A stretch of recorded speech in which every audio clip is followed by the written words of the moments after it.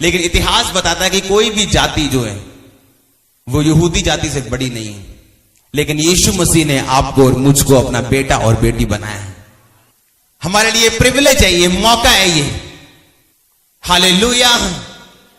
लेकिन परमेश्वर जानते थे कि अन्य जातियां अब्राहम में आशीष तब पाएंगी जब यीशु मसीह आएंगे और लोग यीशु मसीह पे विश्वास करेंगे।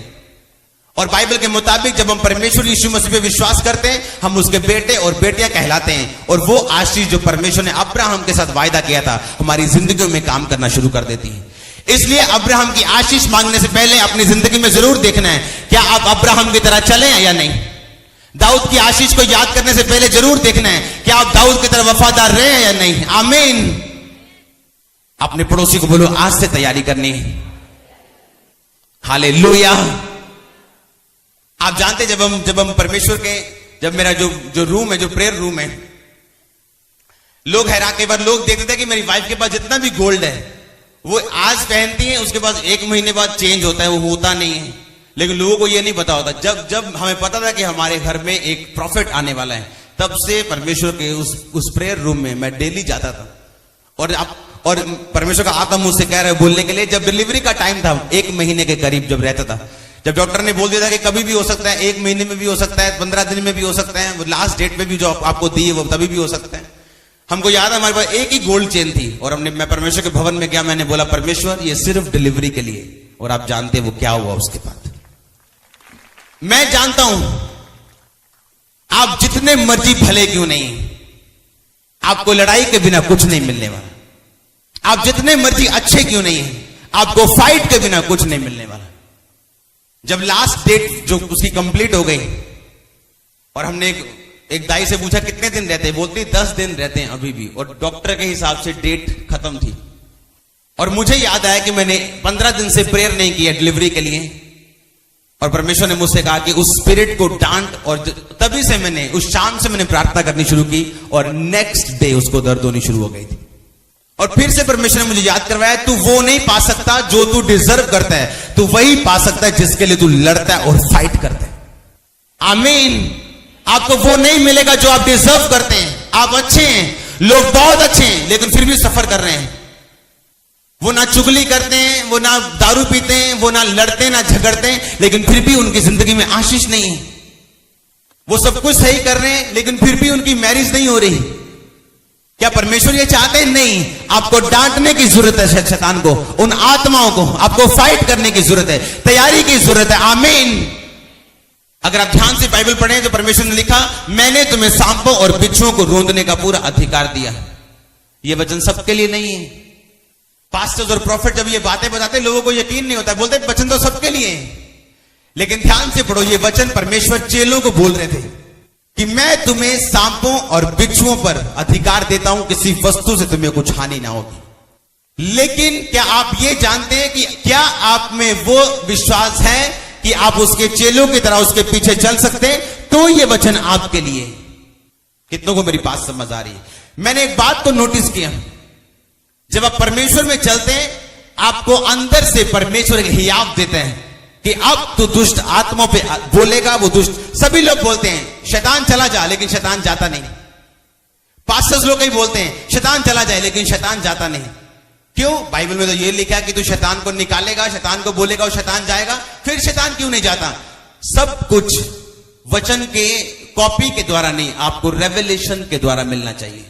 ये गहरा वचन है, मैं जानता हूं बहुत कम लोग इसे समझेंगे। रेमा के द्वारा, यानी क्या परमेश्वर ने इंडिविजुअली अकेले अकेले आपसे बात की है या नहीं? कितनों को मेरी बात समझ आ रही? अकेले अकेले यानी क्या आपका पर्सनल रिश्ता परमेश्वर के साथ है या नहीं? आप जानते जब आप परमेश्वर के साथ पर्सनल रिश्ते में आ जाते हैं, आपके अंदर से परमेश्वर आपको बताता है कि मैं तुझे दुष्ट आत्मा पे अधिकार देता हूं। अब जब तू दुष्ट आत्मा को निकालेगा वो जाएंगी, तो बीमारियों को डांटेगा वो जाएंगी। लेकिन ये सब कुछ तब संभव होता है जब आप लंबा समय एक वफादारी के साथ परमेश्वर के साथ बिता लेते हैं और आप अपने आप को विश्वास योग्य बना लेते हैं परमेश्वर के सामने कि परमेश्वर जिस तरह चेलों को बोल रहा था मैं तुम्हें अधिकार देता हूं, वो आपको भी अकेले अकेले को बोल सके मैं तुम्हें अधिकार देता हूं। आमीन। आप जानते जब चेले चुने गए थे उनके पास अधिकार नहीं था। क्या पहले दिन जब पतरस चुना गया परमेश्वर ने कहा था पतरस मैं तुम्हें अधिकार देता हूं? आज मैं कुछ गहरे में ज्यादा जाना नहीं चाहता, मैं जानता हूं आपको समझ नहीं आएगा कुछ चीजें। जिस दिन पतरस को परमेश्वर ने बुलाया, क्या उसी दिन वो दुष्ट आत्मा निकालने लग गया था? उसी दिन से बीमार चंगे करने शुरू कर दिए थे उसने? बाइबल में लिखा एक दिन परमेश्वर ने उन 12 को जिनको परमेश्वर ने चुना था अपने पास बुलाया और बोला, मैं तुम्हें अधिकार देता हूं सांपों बिच्छुओं पर, तुम जाओ दुष्ट आत्माओं को निकालो। और परमेश्वर ने कहा, जाओ, मैं तुम्हें अशुद्ध आत्माओं पे अधिकार देता हूं, मैं तुम्हें बीमारियों पे अधिकार देता हूं, अशुद्ध आत्माओं को निकालो और सब प्रकार के बीमारों को चंगा करो। कब? जब एक टाइम उन्होंने परमेश्वर यीशु मसीह के साथ बिता लिया था। आज लोगों का परमेश्वर के साथ कोई पर्सनल संबंध नहीं है। आप जानते हैं एली पर परमेश्वर ने गुस्सा क्यों किया? एली अच्छा था, उसके बच्चे भवन में रह के सेवा करके भी लड़कियों और जनानियों के साथ कुकर्म करते थे, बाइबल में लिखा। और परमेश्वर ने एली के साथ गुस्सा किया कि एली, तू अपने बच्चों को डांटता क्यों नहीं? क्योंकि एली अपने बच्चों के पास आके बोलता था, ओए वो तुझी ऐ ना करया करो और तुझी वो ना करया करो। और कभी डांटा नहीं, कभी मारा नहीं, भगाया नहीं, कभी डंडा नहीं उठाया। और परमेश्वर ने कहा, मैं तेरी बात से नाराज हूं और इसका असर ये होगा कि तेरे घर में जो तेरे बच्चे हैं वो एक दिन मारे जाएंगे। और लिखा, जवानी में उनकी मौत हुई। आज एक विश्वासी परमेश्वर में आता है और बाइबल पकड़ते ही बोलता है, परमेश्वर ने कहा, मैं तुझे सांपा बिच्छू, मैं तेन डांटती, और देखते कुछ नहीं हो रहा। बाइबल में लिखा, जब पतरस लंबे समय तक परमेश्वर के साथ रहा, एक दिन परमेश्वर ने उसे बुला के बोला, मैं तुझे अधिकार देता हूं दुष्ट आत्माओं को निकालने का। लिखा, पतरस तब गया और दुष्ट आत्माओं को निकालने लग गया। मसीह जिंदगी सिर्फ, अगर बाइबल में क्यों, मैंने लास्ट संडे बताया था, क्यों परमेश्वर ने यह कहा कि तुम पवित्र शास्त्र और परमेश्वर की सामर्थ्य नहीं जानते, इस कारण भूल में पड़े। हालेलुया।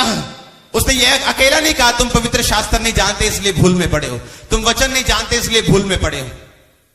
परमेश्वर ने कहा, तुम वचन नहीं जानते और तुम परमेश्वर की सामर्थ्य नहीं जानते, इस कारण तुम भूल में पड़े हो। आज कौन से लोग भूल में पड़े?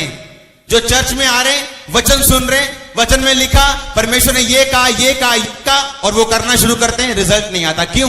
क्योंकि बाइबल में लिखा, पतरस को तब अधिकार मिले थे जब पतरस लंबे समय तक परमेश्वर के साथ साथ चला। कोई लालच नहीं, फिर भी साथ साथ चला। अपना घर छोड़ के साथ साथ चला, बिजनेस छोड़ के साथ साथ चला। और देख, जब एक लंबा समय हो गया परमेश्वर के साथ पतरस को चलते, एक दिन परमेश्वर ने कहा, पतरस आज मैं तुझे अधिकार देता हूं दुष्ट आत्माओं को निकालने का। इसलिए मैं कह रहा हूं, यह वचन सबके लिए नहीं है कि मैं तुम्हें अधिकार देता हूं दुष्ट आत्माओं को निकालने का। लिखा, जो विश्वासी हैं वो दुष्ट आत्माओं को निकालेंगे। क्या आप विश्वासी हैं या नहीं? आपका दिल जानते हैं। कौन है विश्वासी जिसने अपनी जीवन की किसी परिस्थिति को अपने ऊपर हावी नहीं होने दिया? कौन है विश्वासी जो लंबे समय तक परमेश्वर के साथ चला बिना किसी लालच के? जब प्रार्थना का उत्तर आया तब भी, जब नहीं आया तब भी, आमीन। और बाइबल ने कहा, फिर परमेश्वर बोलेगा आपको कि आज मैं तुझे ये अधिकार देता हूं। आप पहले दिन चर्च में आके 1 साल में बाइबल पढ़ते हो, सारे हुक्मों को आप एक्सरसाइज कर सकते हैं, कोई प्रॉब्लम नहीं। आप मान सकते हैं, आप उसकी एक्सरसाइज कर सकते हैं, लेकिन आपको यह बात पता होनी चाहिए कि सब कुछ आपके संबंधों पे निर्भर करता है जो परमेश्वर के आपके साथ है। हालेलुया। शैतान चालाक है। अगर आप उसके वचन में छुपे नहीं रहेंगे और वचन के अनुसार नहीं चलेंगे, वो आपको मूर्ख बनाएगा। अगर आप छुपे रहेंगे और चलते रहेंगे तो आप शैतान को मूर्ख बना सकते हैं।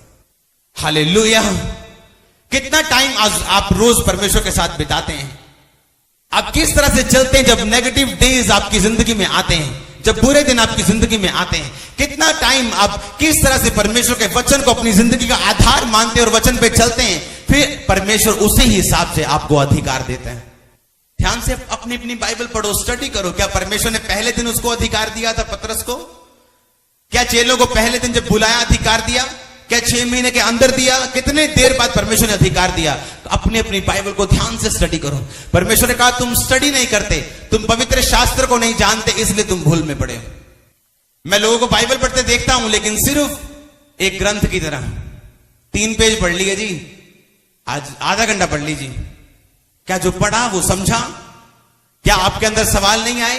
क्या आपने अपने सवालों का जवाब बाइबल से नहीं मांगा, परमेश्वर से नहीं मांगा? जब आपने मांगा तो परमेश्वर एकदम नहीं देते, लेकिन महीने बाद आपको जरूर देंगे, क्योंकि उसने लिखा अगर तू प्यास है तो मैं तेरी प्यास को बुझाऊंगा।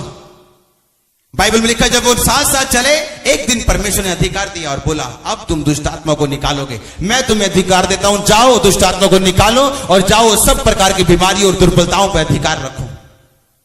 एक टाइम था दाऊद का लड़ने का, संघर्ष करने का, एक टाइम था जब शांति के और आनंद के दिन उसकी जिंदगी में आए। अगर आप किसी डॉक्टर से मिलें, किसी इंजीनियर से मिलें जो बहुत ऊंची पोस्ट पे लाखों आज कमा रहा है, उसको बोलो तेरी मेहनत के साल क्या थे, वो बोलेगा 20 साल से लेके 26 साल तक। वो बोलेगा मैंने मेहनत की 18 साल से लेके 26 साल तक, मैंने ट्यूशनें पढ़ी, मैं अपनी बुआ की शादी पे नहीं गया, मैंने क्रिकेट मैच नहीं देखा, मैंने कुछ नहीं देखा, मैंने सिर्फ मेहनत की।